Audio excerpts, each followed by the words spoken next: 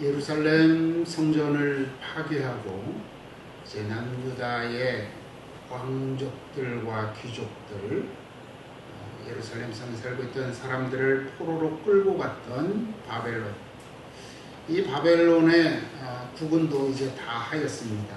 그래서 이제 바벨론은 타사와 메대, 성경에 보면 그렇게 되어 있고요. 우리 이렇게 역사를 보게 되면 이제 페르시아라고 그러죠. 페르시아 제국에 의해서 멸망을 하게 됩니다. 페르시아의 왕인 고레스 왕에 의해서 바벨론은 이제 멸망을 하게 되는데요. 고레스 왕은 바벨론을 멸망시킨 이후에 기원전 597년에 칙령을 하나 내립니다. 그게 뭐냐면 포로로 끌려갔던 이스라엘 사람들에게 고향으로 돌아가도 좋다. 그리고 그곳에 가서 그들의 성전을 건축하고 거기에서 신앙생활을 해도 좋다라고 하는 칙령을 내립니다. 그래서 그들이 돌아갈 때 성전의 기물, 그러니까 바벨론이 예루살렘 성전을 함락하고 그들을 포로로 끌고 올 때 노획해왔던 성전의 기물들도 남아있는 것들을 돌려주면서 이제 귀향을 시킵니다. 귀환이죠. 1차 귀환입니다. 그러면서 그 유다 나라를 다스릴 수 있는 사람으로 유다의 왕족이었던 세스바살이라고 하는 사람을 첫 번째 총독으로 삼고 이스라엘 백성들을 1차로 귀환을 시킵니다. 그래서 이 세스바살은요, 이제 예루살렘에 돌아와서 이 같이 갔던 사람들이 이제 좀 거주할 수 있는 집들을 마련하고, 그리고 나서 이제 성전을 건립하기 위해서 기초를 놓으려고 합니다. 그런데 뜻을 이루지 못합니다. 왜냐하면 이 이스라엘 사람들이 돌아왔는데, 이제 원래 이 사람들이 약 한 70년 전, 60년 전에 포로로 끌려가니까 성전에 이제 남아있던 사람들이 있었을 거 아니에요. 그 사람들이 한 60, 70년 살면서 왕족들, 귀족들 다 떠나고 나니까 이제 이 사람들이 나름대로 거기에서 또 사회를 구성해서 살면서 어떤 하나의 그 자기네들 나름대로 사회 질서를 형성하고 살았을 거 아니에요. 그런데 이제 그 귀족들이 이렇게 와서 그 후예들이 오고 이러니까 또 와서 또 자기네들이 생활 패턴이 흐트러지고 또 성전을 뭐 짓는다 어쩐다 이러니까 좀 거기에서 온 어떤 갈등이나 이런 것들이 있죠. 그래서 여러분들이 나중에 이제 시간에 되시면 돌아가셔서 이때 이제 관련된 성경이 어디냐면 에스라서, 느헤미야서, 스가랴서 뭐 이런 것들을 읽어보면 그때에 이제 이 이스라엘 사람들이 돌아왔던 이스라엘 사람들이 현재 남아있던 사람들 또 그리고 남아있던 그 이방 민족들과 갈등을 일으켰던 내용들이 이제 기록되어 있는 걸 볼 수가 있을 거예요. 그래서 이들과의 갈등 때문에 성전을 건축을 하지 못해요. 기초를 쌓지 못해요. 그래서 한 20년 동안 이제 그들하고 이제 티격태격 하다가 말아버립니다. 그리고 나서 이 세스바살이 총독에서 물러나고요. 약 20년 후에 스룹바벨이 총독이 됩니다. 그리고 이 사람이 이제 겨우겨우 이 성전의 기초를 놓게 됩니다. 그러니까 기초 공사하는 거예요. 여러분들 우리가 이제 건물을 지으려면 텄닦기를 하잖아요. 그리고 이제 주춧돌을 놓죠. 요새는 이제 콘크리트 타설에서 이제 기초를 놓지만 주춧돌을 놓습니다. 그래서 건물의 크기는 어떻게 될지, 모양은 어떻게 될지 이제 그 사이즈나 이런 것들을 다 이제 가늠해 볼 수 있도록 기초 공사를 약 2년에 걸쳐서 마무리를 짓습니다. 그리고 나서 스룹바벨도 공사를 마무리 짓지 못해요. 그리고 또 약 한 4년 정도 동안 또 공사가 중단이 돼요. 그리고 이제 이 중단됐다가 오늘 본문인 학개서를 쓴 학개 선지자에 의해서 이제 학개 선지자가 이제 재촉을 하죠. 그래서 이 학개 선지자의 이제 인도에 따라서 성전을 건축을 하는데요. 약 2년에 걸쳐서 이제 성전을 닦여 있던 그 기초 위에 건물을 올려서 성전을 완공을 하게 됩니다. 이게 이제 제2성전이라고 그래요. 솔로몬이 건축했던 예루살렘 성전을 제1성전 혹은 솔로몬 성전이라고 그러고, 학개가 완공했던 이 성전을 제2 예루살렘 성전이라고 그런단 말입니다. 그러면 이 학개서는요, 이 제2 예루살렘 성전을 건축하기에 앞서서 하나님께서 학개 선지자한테 명령하시면 너 이제 예루살렘 성전을 건축해라 라고 하면서 명령하신 내용이 기록되어 있는 거예요.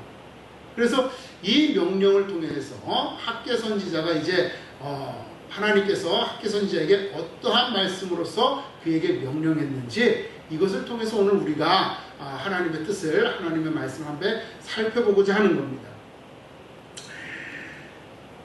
이스라엘 사람들은 하나님의 은혜로 기적적으로 귀향을 했습니다. 그들이 뭐 탈출한 것도 아니고 싸워서 이겨서 독립한 것도 아니에요. 기적적으로 귀향했어요. 그리고 돌아와서 하나님의 성전을 건축하는 것도 수많은 갈등과 반대를 또 모함을 극복하고 성전의 기초를 놓았습니다. 이 일은 결코 쉽지 않았습니다. 왜냐하면 이 일에 대하여 사람들은 부정적이었기 때문에 그렇습니다. 첫째는 앞서 말씀드린 것과 같이 예루살렘 성전 자체를 건축하는 것 자체를 거부하는 사람들이 있었던 거죠.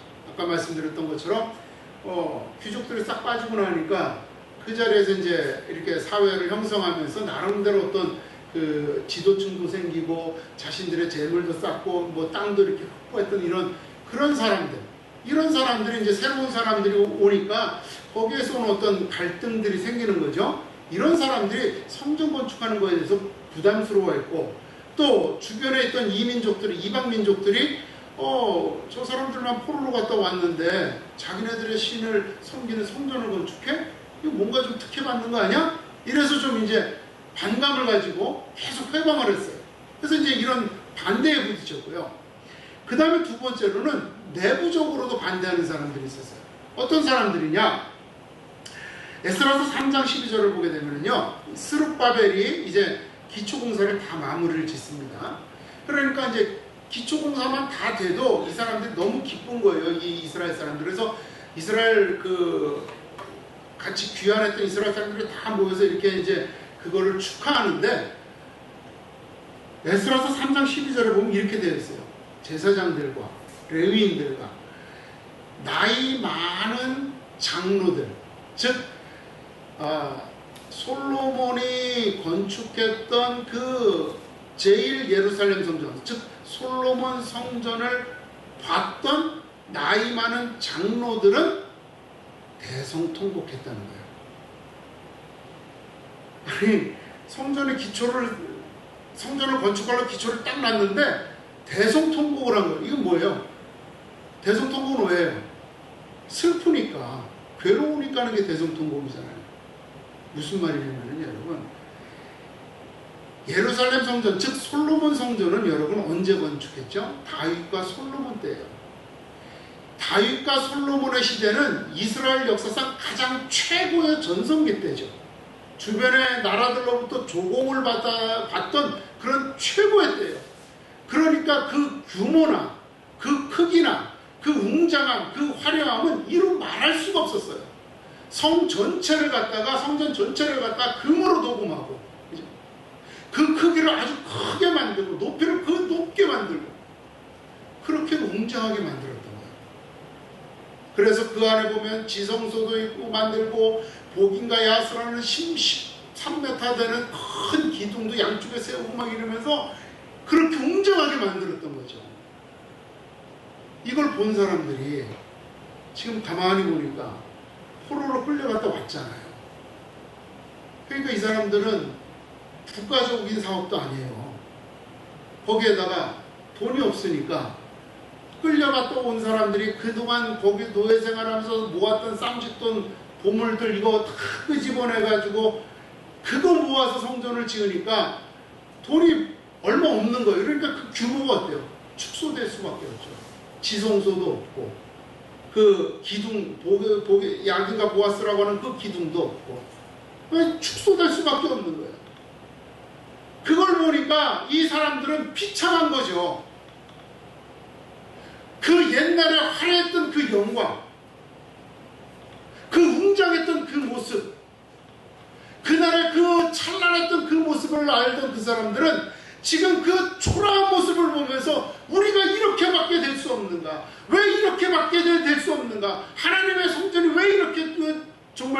모습으로 보잘것없는 모습으로 건축돼야 되는 거 하면서 애통했다는 겁니다. 애통했다는 거예요. 이들은 이러한 비참한 비관적인 상황 속에서 그것에 대해서 그렇게 적극적으로 호응하지 못했던 거죠. 여러분, 우리가 도대체 어떤 일을 할 때 그 일에 대해서 좀 부정적으로 보고 이런 사람이 있으면 여러분 어때요? 다 일하기가 쉽지가 않아요.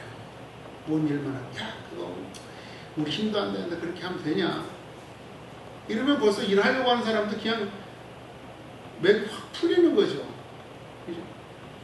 이러한 어떤 그런 반대 또 혹은 비관적인 비판적인 이런 상황 속에서 이 학개 선지자에게 하나님께서는 성전을 건축하라고 명령하시는 겁니다.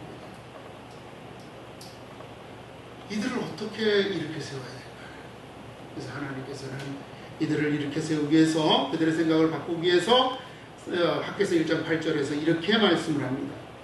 산에 올라가서 나무를 가져다가 성전을 건축하라. 그러하면 내가 그것으로 말미암아 기뻐하고 또 영광을 얻으리라. 무슨 말이에요? 옛날에 성전을 건축할 때는 돌을 깎아서 튼튼하게 웅장하게 세웠는데 그거 필요 없어요. 너희가 할 수 있는 게 뭐야? 할 수 있는 게 나무를 깎아서라도 성전을 세워라. 그러면 내가 그것으로도 기뻐하겠다는 거죠.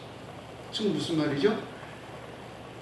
너희가 크고 웅장한 것으로 나한테 드리는 것이 중요한 것이 아니라 너희가 전심을 다해서 최선을 다해서 너희가 온 정성을 다해서 드리는 그것이 나에게 기쁨이다라고 하는 거예요. 하나님이 화려하고 웅장하고 크고 아름다운 것을 원하시는 것이 아니라 너희의 중심에서 들어오는 정말로 전심으로 드리는 그것이 중요하다라고 하는 거죠. 예수님 뭐라고 그러셨어요? 부자가 드리는 그 많은 헌금이 아니라 그 가난한 과부가 드리는 두 랫돈이 더 소중하다라고 그녀는 전 재산을 드렸기 때문에 더 소중하다라고 하나님 예수님이 칭찬하시잖아요. 하나님 그렇게 말씀하시는 거예요. 너희들이 순전한 마음과 온전으로 헌신하면 하나님이 기쁘게 받으신다는 겁니다. 그러면서 그러한 헌신으로 드릴 때 하나님께서 오늘 말씀하셨던 이 말씀 9절에 있는 말씀 이 성전의 나중 영광이 이전 영광보다 크리라라고 말씀하시는 겁니다. 3절에 보니까 그러죠. 이전 영광을 본 자가 누구냐? 이제 이것이 너희에게 어떻게 보이냐? 이것이 너희 눈에 보잘것없지 아니하냐? 그러나 너희가 온전한 헌신으로 순전한 마음으로 하나님 앞에 드리면 9절에서 이전 성전의 이 성전의 나중 영광이 이전 영광보다 더 크리라라고 약속하신다는 거죠. 이게 당시의 성전을 건축하려고 했던 그 이스라엘 사람들에게 주셨던 위로와 확신과 용기의 말씀이었습니다. 그러면서 하나님께서 이들에게 딱 두 가지 마음가짐을 먹으라고 말씀하세요. 그게 뭐냐? 첫 번째로 4절의 말씀입니다. 굳세게 하라는 거죠. 굳세게 하라. 뭘 굳세게 하라 하느냐? 원문을 보니까 이렇게 해석을 되어 있어요. 자신감, 용기를 굳세게 하라는 거죠. 여러분, 우리가 자신감을 잃어버리고 용기를 잃어버릴 때는 어떨 때 용기를 잃어버리고 자신감을 잃어버리죠? 내 현재 상황이 내가 해결해야 될 일들, 내게 부딪히는 일들을 감당할 수 없을 것 같을 때 그때 자신감을 잃어버려요. 그죠? 그때 용기를 잃어버려요. 이스라엘 민족이 블레셋과 싸울 때 싸울 수 있을 것 같아서 나갔는데 골리앗이 딱 나타나니까 그때부터 의욕을 상실해버렸잖아요. 그래서 두려워서 다 숨어있는 거죠. 그죠? 왜? 골리앗의 덩치를 보니까 피를 보니까 내 2배만 한 거예요. 덤벼들었다면 다 죽을 것 같은 거예요. 도저히 이길 수 없을 것 같으니까 용기를 잃어버리고 자신감을 잃어버린 이스라엘 백성들이 옛날만큼 크고 웅장한 성전을 건축할 수 없을 것 같으니까 자신감을 잃어버린 거예요. 그런데 하나님 뭐라 그러세요? 굳세게 하라는 거죠. 굳세게 하라는 거예요. 너희가 어떠한 규모로 성전을 건축하느냐가 중요한 것이 아니라 거기에 하나님의 영광이 임하느냐 안 하느냐, 그것이 중요하다라고 하는 거죠. 그게 중요한 거예요, 여러분. 아무리 금으로 쳐발라도 거기에 하나님이 역사하지 임재하지 않으면 그것은 아무 쓸모가 없는 거예요. 여러분, 길거리에 돌아다니는 사람들이 아무리 금과 은으로 치장을 하고 다녔어도 그들의 마음 가운데 성령님이 내주하지 않으면 그들의 얼굴은 항상 찌그러져 있어요. 그러나 아무것도 없어도 성령님이 내주하시는 사람들의 표정은 늘 항상 환하고 아름답고 모든 사람들이 환영하는 사람이 되는 거죠. 왜 하나님께서 이렇게 말씀하십니까? 하나님의 일은 우리 개개인의 능력과 형편에 의해서 그게 이루어지고 이루어지지 않고가 되는 게 아니에요. 내 능력과 내 형편에 따라서 내 삶의 조건에 의해서 하나님의 일이 결정되는 것이 아니기 때문에 그렇습니다. 하나님이 결정하시는 거예요. 하나님이 이루시는 거예요. 그렇기 때문에 우리는 내 모습을 보고 자신감을 잃어버리고 용기를 잃어버리고 주저앉아 있을 필요가 없다는 겁니다. 일어서서 나아가기만 하면 된다는 거죠. 여러분, 우리의 삶에 문제가 있을 때 두려워하지 마요. 그 용기를 잃어버리지 마세요. 왜? 하나님이 우리와 함께 하시잖아요. 우리가 하나님을 위해서 살아간다면, 하나님을 위해서 앞에 전진해 나아간다면 하나님이 우리를 이끄실 거란 말입니다. 그 믿음을 가지고 자신감을 가지고 나아가면 하나님이 함께 하실 거라는 거죠. 더군다나 고린도전서를 보면 우리들에게 이렇게 말씀하시죠. 사람이 감당할 시험 밖에는 너희가 감당한 것이 없나니 오직 하나님은 미쁘사 너희가 감당하지 못할 시험 당함을 허락하지 아니하시고 시험 당할 즈음에 또한 피할 길을 내사 너희로 능히 감당하게 하시니 되니라. 부딪혔는데 내가 해결할 수 없는 문제 같은데 하나님이 지혜를 주신다는 거예요.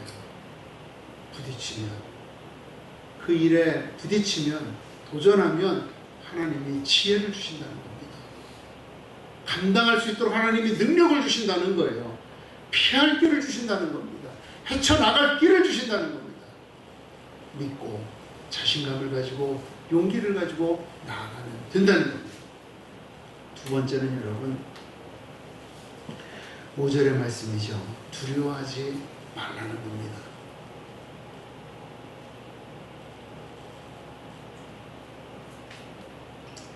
우리는 어떤 때 두려워합니까? 미래에 일어날 일들에 대한 걱정과 염려에서 두려워합니다. 실패에 대한 두려움, 또 실패했을 때 주변 사람들로부터 받을 비난에 대한 두려움, 또 이것이 잘못돼서 잃어버릴 것들에 대한 두려움, 또 내가 지금 가진 것들, 이것들을 어떻게 잘 지킬 것인가에 대한 염려, 이 모든 것들이 우리를 하나님의 일을 온전히 헌신하도록 하지 못하게 하는 가장 큰 두려움이요 염려입니다. 하나님의 일도 마찬가지예요. 하나님의 일을 하려고 하다 보면 두려움이 있고 염려가 있어요. 내가 이거 하다가 괜히 망치면 어떡할까? 이거 정말 내가 감당할 수 있을까? 하는 두려움들, 이런 염려들이 있어요. 여러분, 다윗 왕은요 자신의 손으로 성전을 건축하고 싶었습니다. 그런데 하나님이 그걸 허락하지 않았죠. 그래서 다윗 왕은 이 자기 아들을 통해서 성전 건축하는 것으로 만족하고 그 성전 건축할 수 있도록 이렇게 자재들을 준비하는 것으로만 이렇게 만족할 수밖에 없었어요. 그래서 열심히 자재를 모아놨죠. 그리고 이제 시간이 흘러서 이제 다윗이 죽을 때가 다 됐습니다. 죽음을 앞둔 그는 솔로몬을 불러서 이제 성전 건축을 명령하면서 이렇게 말해요. 너는 강하고 담대하게 이 일을 행하라. 두려워하지 말며 놀라지 말라. 내가 여호와의 성전 공사의 모든 일을 마치기까지 여호와 하나님 나의 하나님이 너와 함께 하시사 너를 내게서 떠나지 아니하시고 너를 버리지 아니하시리라. 지금 무슨 말이에요? 성전 건축을 다 끝날 때까지 하나님이 너와 함께 하시겠다는 거예요.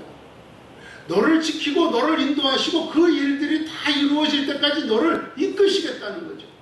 그에게 지혜를 주시고 그에게 능력을 주시고 그에게 권위를 주시고 그에게 권세를 주시겠다는 겁니다. 이처럼 하나님께서는 하나님의 일을 하는 이와 함께 하시며 그가 그 일을 할 수 있도록 모든 상황 가운데 함께 하시며 이끄시고 이루어 가시겠다라고 말씀하시는 겁니다. 혼자 있지 않으니까 두려워하지 말라는 거예요. 두려워하지 말라는 거예요. 혼자 일하는 게 아니라는 거예요. 걱정하지 말라는 겁니다. 그러므로 여러분, 우리가 두려워할 이유가 없습니다. 하나님께서 그 일의 과정과 결과를 주도하시기 때문에 그렇습니다. 용기를 가지고 부딪히면 그 과정과 결과까지 하나님께서 책임져 주신다는 거예요. 그러니 여러분, 우리에게는 이보다 더 좋은, 더 쉬운 일이 어디 있어요? 다 모든 게 결정되어 있는 일, 보장된 일을 가는 거잖아요. 만일 우리가 실패한다면 그것은 하나님께서 더 큰 영광을 받으시기 위함입니다. 만일 우리가 빼앗기거나 잃어버린다면 그것은 하나님께서 우리에게 더 많은 것을 주시기 위함입니다. 만일 우리가 수모를 당한다면 그것은 하나님께서 더 큰 영광 가운데서 우리를 세우시기 위함입니다. 문제는 그때까지 두려워하지 말고 담대함으로 견디는 것이 중요합니다. 많은 사람들이 거기에서 포기하는 거거든요. 거기서 주저앉는 겁니다. 우리는 두려워하지 말고 담대함으로 견뎌야 합니다. 자신이 처한 상황에 굴하지 않는 굳센 마음과 장차 일어날 일들에 대하여 두려워하지 않는 마음으로 하나님께서 맡기신 일들에 온전히 헌신하는 사람을 통하여 하나님께서는 이 땅에 하나님의 교회를 든든하게 세우실 줄로 믿습니다. 그분의 영광을 선포하실 것입니다. 여러분, 오늘 우리가 가져야 할 마음이 이 마음입니다. 우리의 모양은 작고 우리의 모습은 볼품없습니다. 장차 어떤 일들이 우리를 기다리고 있을지 미래를 예측하기도 어렵습니다. 그러나 우리는 하나님께서 우리와 함께 하심을 믿습니다. 우리를 이곳에 모으시고 주님의 교회를 세우셨음을 믿습니다. 우리의 있는 모습 그대로 우리를 받으시는 하나님께서 우리의 모습을 통하여 일하실 것을 믿습니다. 과거 우리의 모습이, 과거 우리가 어떠한 교회를 섬겼든지, 과거 우리가 어떠한 일을 했든지, 과거 우리가 어떠한 삶을 살았든지, 과거 우리가 사람들에게 어떠한 대접을 받았든지 그것이 오늘 우리를 규정하지는 않습니다. 그것에 얽매여 있으면 우리는 앞으로 나아갈 수가 없습니다. 하나님의 일을 할 수가 없습니다. 하나님의 교회를 세울 수가 없습니다. 학계에게 하신 말씀처럼 지금 우리의 모습을 어떻게 이루실지를 기대하면서 오늘 우리가 할 수 있는 일에 최선을 다해 담대하게 헌신하면 하나님께서 우리를 통하여 하나님의 교회를 든든하게 세우실 것을 믿습니다. 이전에 우리의 모습보다, 이전에 우리의 삶의 형편보다, 이전에 우리보다 더 영광스럽게 세우실 줄로 믿습니다. 기도하겠습니다. 주님 감사합니다.